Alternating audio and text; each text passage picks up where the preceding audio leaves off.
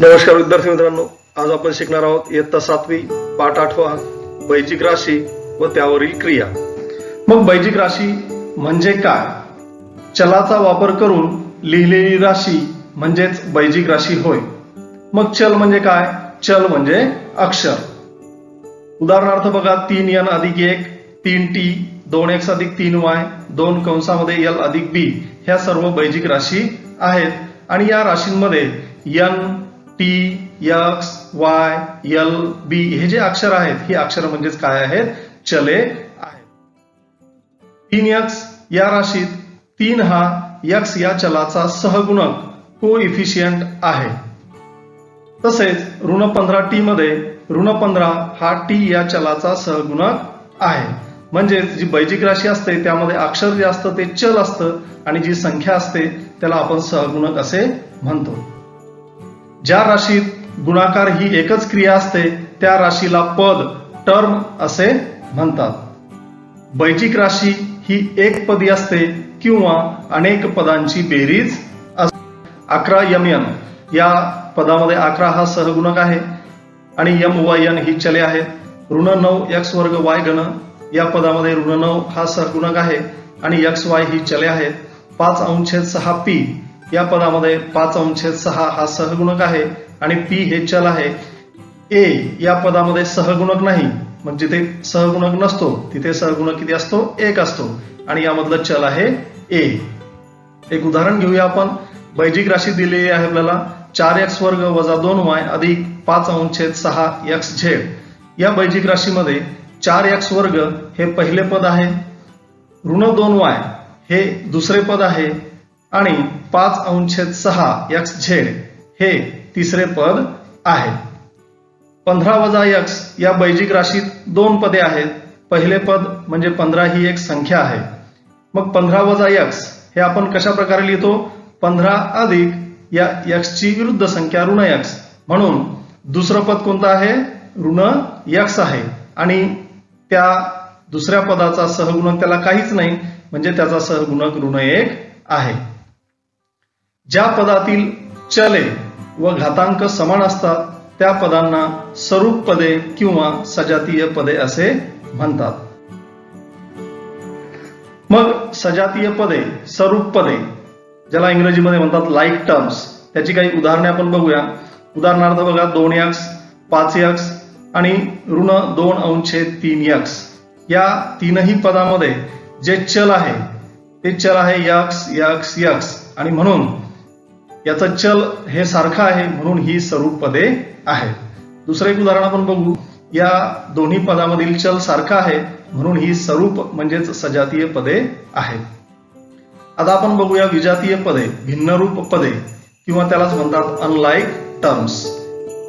त्याची काही उदाहरणे आपण बघूया। 7xy, 9y वर्ग, ऋण 2xyz, 8mn, 8m वर्ग n वर्ग। या पदामध्ये जर आपण बघितलं तर कुठल्याच पदामध्ये चल हे सारखं नाही, म्हणून अशा पदांना विजातीय पदे किंवा भिन्नरूप पदे किंवा अनलाईक टर्म्स असे म्हणतात।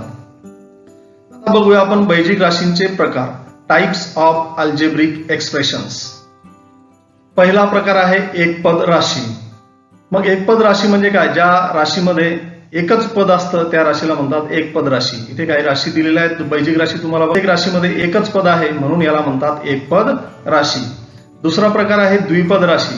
ज्या राशीमध्ये 2 पदे असतात अशा राशींना म्हणतात द्विपद राशी। इथे काही उदाहरणं दिलेली आहेत बघा। 2x वजा 3y या राशीमध्ये 2 पद आहेत, 2x हे एक पद आहे आणि ऋण 3y हे एक पद आहे, म्हणून ह्या सगळ्या काय आहेत? द्विपद राशी आहेत। नंतरचा प्रकार आहे त्रिपद राशी। ज्या राशीमध्ये 3 पदे असतात अशा बैजिक राशींना म्हणतात त्रिपद राशी। या प्रत्येक राशीमध्ये 3-3 पदे आहेत म्हणून याला म्हणतात त्रिपद राशी। त्यानंतरचा प्रकार आहे बहुपद राशी। ज्या राशीमध्ये 3 पेक्षा अधिक पदे असतात अशा बैजिक राशींना म्हणतात बहुपद राशी। या राशीमध्ये सुद्धा 3 पेक्षा जास्त पदं आहेत म्हणून याला म्हणतात बहुपद राशी। आता बघूया आपण बैजिक राशींची बेरीज, ऍडिशन ऑफ अल्जेब्रिक एक्सप्रेशन्स। उदाहरणार्थ बघा, 3 पेरू अधिक 4 आंबे याची बेरीज आपण करू शकणार आहे का?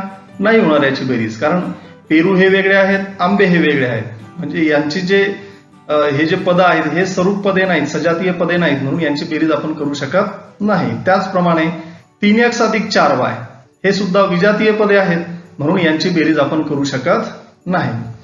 आता 3 पेरू अधिक 4 पेरू, आता हे झाले सजातीय पदे, पेरू पेरू, म्हणून यांची बेरीज आपण करू शकतो. मग यांची बेरीज करताना आपण काय करतो, हे जे संख्या आहेत या संख्यांची आपण बेरीज करतो आणि पेरू जसे तसे लिहितो. म्हणून 3 पेरू अधिक 4 पेरू किती पेरू होणार, 7 पेरू. मग त्याचप्रमाणे बैजिक राशीमध्ये सुद्धा जी सजातीय पदे असतात, उदाहरणार्थ 3x अधिक 4x, याचं चल हे सारखं आहे x x, म्हणजे हे सजातीय पदे आहेत. मग सजातीय पदांची बेरीज करताना आपण काय करणार, या सहगुणकांची बेरीज करणार, 3ची आणि 4ची. 3 आणि 4 झाले 7, आणि जे चल आहे ते त्याच्या पुढे आपण लिहिणार, म्हणजेच याची बेरीज झाली 7x. सजातीय पदांची बेरीज करताना त्या पदांच्या सहगुणकांची बेरीज करून त्यापुढे चल लिहितात. हा नियम बेरीज करताना ध्यानात ठेवायचा. आता एक काही उदाहरणं आपण बघूया. उदाहरणार्थ 9p अधिक 16q आणि 13p अधिक 2q यांची बेरीज आपल्याला करायची आहे. आपण मांडून घेऊया. 9p अधिक 16q अधिक 13p अधिक 2q. मग सजातीय पदांना आपण जवळ घेऊया. 9p अधिक हा 13p त्याच्या जवळ घ्यायचा, अधिक 16q अधिक त्याचा सजातीय पद 2q त्याच्या जवळ लिहायचं आहे आपल्याला.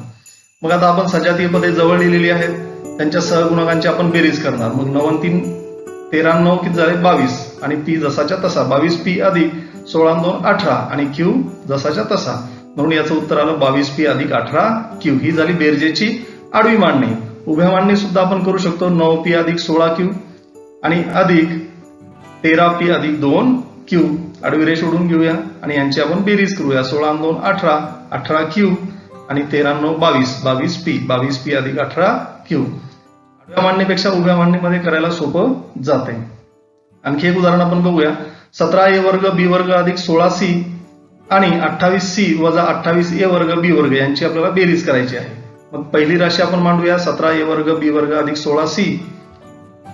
आता याच्यामध्ये खाली आपल्याला ही दुसरी राशी बेरजेमध्ये लिहायची आहे. याच्या पण लिहित असताना काय करायचं, जी सजातीय पद आहेत ती सजातीय पद एका खाली एक यायला पाहिजे. मग आता हे a वर्ग b वर्ग आहे, त्याच्या खाली हे 28a वर्ग b वर्ग आलं पाहिजे आणि ते त्याच्या चिन्हासहित आपल्याला घ्यायचं आहे. म्हणजे हे 28a वर्ग b वर्ग हे ऋण चिन्हासहित त्याला आपल्याला घ्यायचं आहे. मग आपण लिहिणार 28a वर्ग b वर्ग आणि हे अधिक 28c. रेष आपण मारून घेऊया. आता हे दोन्ही इथं अधिक अधिक आहे, धन आहे, म्हणून आपण सरळ बेरीज करणार. बेरीज होणार त्याची 44c.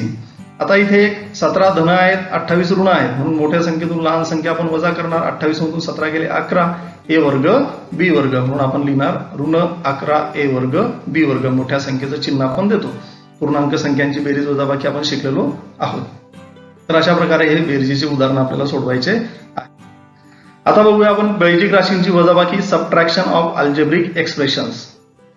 पूर्णांकांची वजाबाकी करताना आपण बघितलं की एका पूर्णांकातून दुसरा पूर्णांक वजा करणे म्हणजेच पहिल्या पूर्णांकात दुसऱ्या पूर्णांकाची विरुद्ध संख्या मिळवणे हे आपण शिकलेलो आहोत.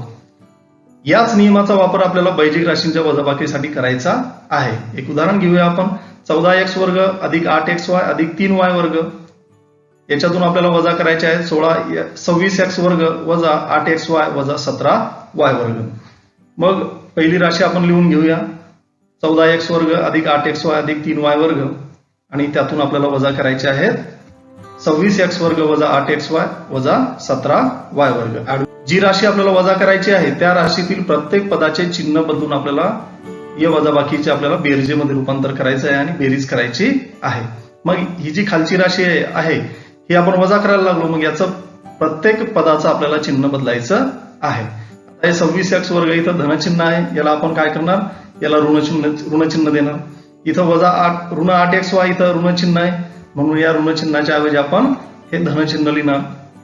त्याचबरोबर हे ऋण 17 आहेत, याला आपण धन करणार. म्हणजे आता हे चिन्ह बदलून आपले झालेले आहेत. आता या बदललेल्या चिन्हांचा विचार करून या वजाबाकीच्या ऐवजी आपल्याला काय करायची आहे, बेरीज करायची आहे. आपण आता बेरीज करूया. 17 हे धन आहेत म्हणून सरळ बेरीज करूया. 17 आणि 3 20, 20y वर्ग.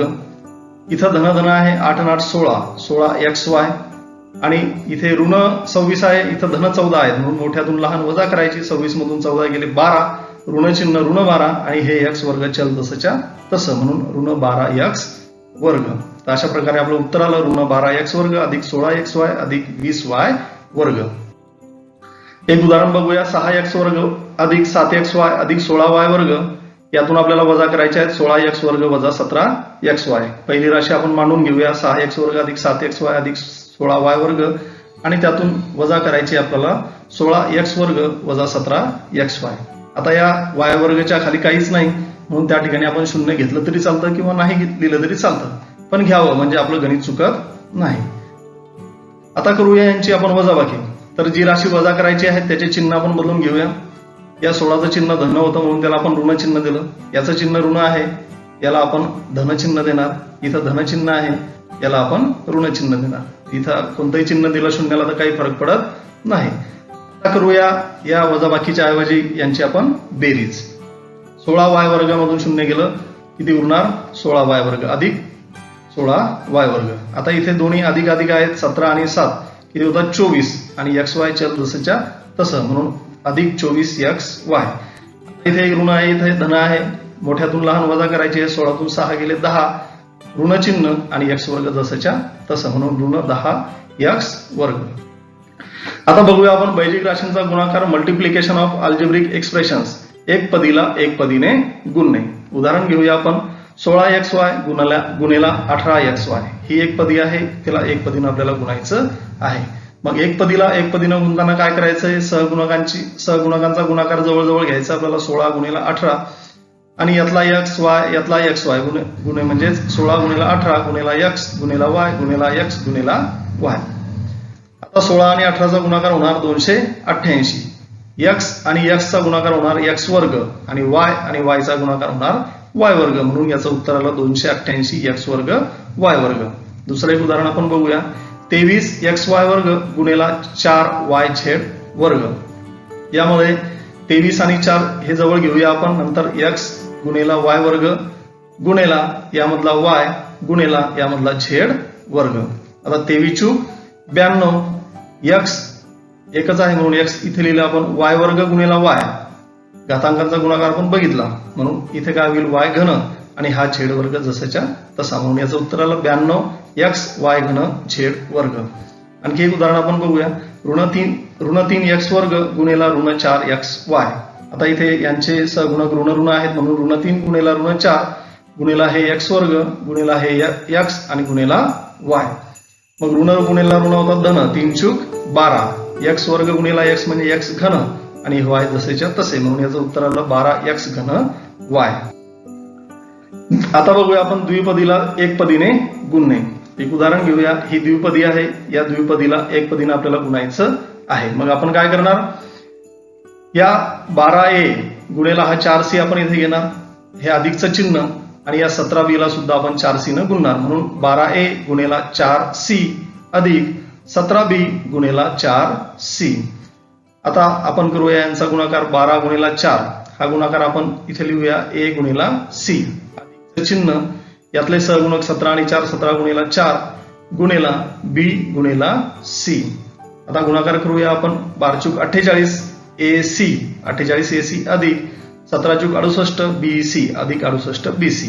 तर अशा प्रकारे द्विपदीला एक पदीने गुणता येते. आणखी एक उदाहरण घेऊया. 7x वजा 6y गुणेला 3z. याचं उत्तर येणार 7x गुणेला 3z वजा 6y गुणेला 3z. आता यांचा गुणाकार करूया. 7 गुणेला 3 गुणेला x गुणेला z वजा 6 गुणेला 3 गुणेला y गुणेला z. गुणाकार करून घेऊया. 7 त्रिक 21 xz वजा sin त्रिक 18 yz. आता बघूया द्विपदीला द्विपदीने गुणणे. एक उदाहरण. 4x अधिक 5y गुणेला 9x अधिक 7y.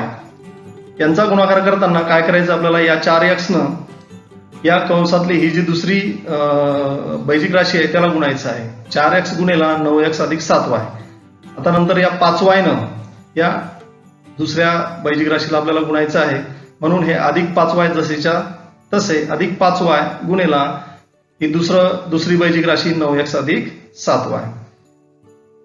आता आपण द्विपदीला एक पदीने गुणणे शिकलो आहोत म्हणून या 4x न या 9x ला गुणायचं. 4x गुणेला 9x हे अधिकचं चिन्ह. या 4x न 7y ला गुणायचं. 4x गुणेला 7y अधिक या 5y न 9x ला गुणायचा म्हणून 5y गुणिला 9x, हे अधिकचं चिन्ह आहे म्हणून अधिक, 5y न 7y ला गुणायचा म्हणून 5y गुणिला 7y.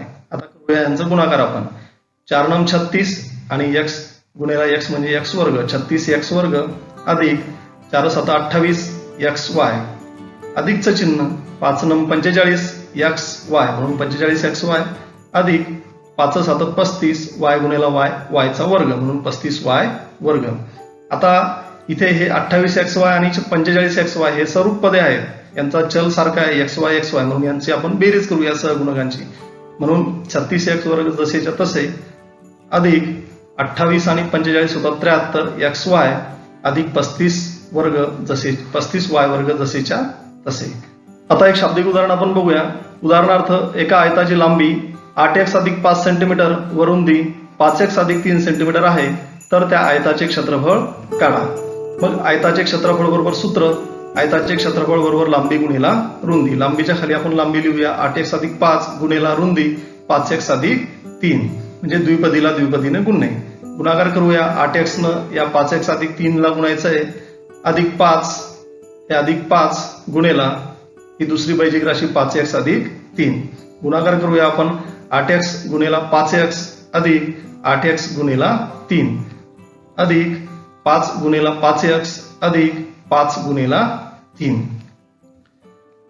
8 म्हणजे 40, x गुणिला x म्हणजे x वर्ग, 40x वर्ग अधिक 8 8 त्रिक 24 आणि हा x 24x अधिक 5 5 25 25x अधिक 5 त्रिक 15. हे स्वरूप पदे आहे, यांची बेरीज आपण करून घेऊया. 40x वर्ग जसेच्या तसे, 24 अधिक 25 49 आणि हा x चल जसंच्या तसं अधिक 15, म्हणजे याचं उत्तर आलं 40x वर्ग अधिक 49x अधिक 15. हे आलं आयताचं क्षेत्रफळ आणि क्षेत्रफळ आपण चौरस मध्ये लिहितो. हे सेंटीमीटर आहे म्हणून याला आपण लिहिणार चौरस सेंटीमीटर. आता बघूया आपण एकचल समीकरणे, इक्वेशन्स इन वन व्हेरिएबल. खालील समीकरणे सोडवा. काही उदाहरणं दिलेली आहेत आपल्याला. त्या अगोदर समीकरण सोडवताना एखादे पद बरोबर या चिन्हाच्या एका बाजूकडून दुसऱ्या बाजूकडे नेत असताना त्याचे चिन्ह आपल्याला बदलावे लागते. उदाहरणार्थ बघा, 5m वजा 4 बरोबर 1 हे एक समीकरण आहे. आता हे समीकरण आपल्याला सोडवायचं म्हणजे या अक्षराची आपल्याला किंमत काढायची आहे, m ची किंमत आपल्याला काढायची आहे. मग बरोबरच्या चिन्हाच्या या बाजूला हा m राहिला पाहिजेत, अशा प्रकारे आपल्याला हे सोडवत घ्यायचं आहे. मग हे वजा 4 जे आहे हे आपल्याला उजवीकडे न्यायचे आहे. मग याचं चिन्ह बदलल, हे अधिक 4 होतील.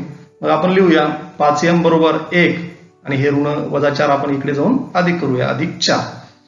5m बरोबर 1 आणि 4 झाले 5. आता इकडे आपल्याला m पाहिजे, हा 5 इकडे गुणिला आहे, इकडे उजवीकडे जाऊन तो काय होणार, भागीला होणार. म्हणून m बरोबर 5 भागेला हे 5 इकडे आपण घेतले त्याला उजवीकडे, म्हणून m बरोबर 5 1 यांचा भागाकार करून घेतला आपण, 5 1 5, म्हणून m ची किंमत आली 1. अशा प्रकारे समीकरण आपल्याला सोडवायचे आहे. एक उदाहरण आपण बघूया. 6x वजा 1 बरोबर 3x अधिक 8. 3x इकडे धन आहेत, इकडे येऊन ते होणार ऋण, म्हणून 6x वजा 3x बरोबर हे 8 लिहिले आपण उजव्या बाजूचे आणि हे ऋण 1 म्हणजे वजा 1 इकडे जाऊन होणार अधिक 1, म्हणून 8 अधिक 1. आता 6x मधून 3x गेले, उरले 3x आणि 8 आणि 1 9, म्हणून 3x बरोबर 9. आता इकडे पाहिजे आपल्याला फक्त x, म्हणून x बरोबर हे 3 इकडे गुणिला होते, इकडे जाऊन भागीला होणार, म्हणून 9 भागीला 3 आणि x बरोबर आपलं उत्तर किती आलं मग 3 त्रिक 9, म्हणून x बरोबर 3. शाब्दिक उदाहरण बघूया आपण. राकेशचे वय सानियाच्या वयापेक्षा 5 वर्षांनी कमी आहे.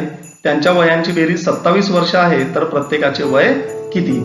यावरून आपण बघूया की समजा सानियाचे वय x वर्ष आहे असे आपण मानू. यावरून राकेशचे वय आपल्याला कळेल की सानियाच्या वयापेक्षा 5 वर्षांनी कमी म्हणजे x वजा 5 वर्ष हे झालं राकेशचं वय. आणि या दोघांची वयांची बेरीज आपल्याला दिलेली आहे 27 वर्ष. म्हणून आपण एक समीकरण मांडूया आता. सानियाचं वय अधिक राकेशचं वय बरोबर 27. x अधिक x वजा 5 बरोबर 27. x अधिक x वजा 5 बरोबर 27. जाऊया या x ची आपण बेरीज करूया. मग x 1x आणि 1x झाले 2x वजा 5 बरोबर 27.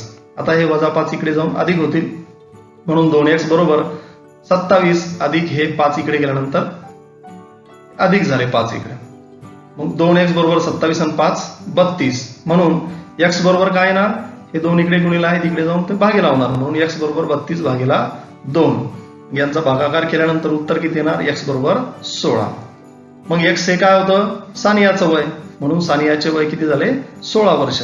आता आपण राकेशचे वय 5 वर्षांनी कमी, म्हणून राकेशचे वय किती येणार, या 16तून 5 वजा करायचे, 16 वजा 5 बरोबर किती येणार, 11 वर्ष. याचं वय आलं 16 वर्ष आणि राकेशचं वय आलं 11 वर्ष. आणखी एक उदाहरण आपण बघूया. शुभांगी जवळ 50 रुपयांच्या जेवढ्या नोटा आहेत त्याच्या दुप्पट नोटा 20 रुपयांच्या आहेत. तिच्याजवळ एकूण 2700 रुपये आहेत, तर 50 रुपयांच्या नोटा किती. मग समजा 50 रुपयांच्या x नोटा तिच्याजवळ आहेत असे आपण मानू. मग 20 रुपयाच्या नोटा किती आहेत, याच्या दुप्पट म्हणजे 20 रुपयांच्या नोटा किती होतील, 2x नोटा.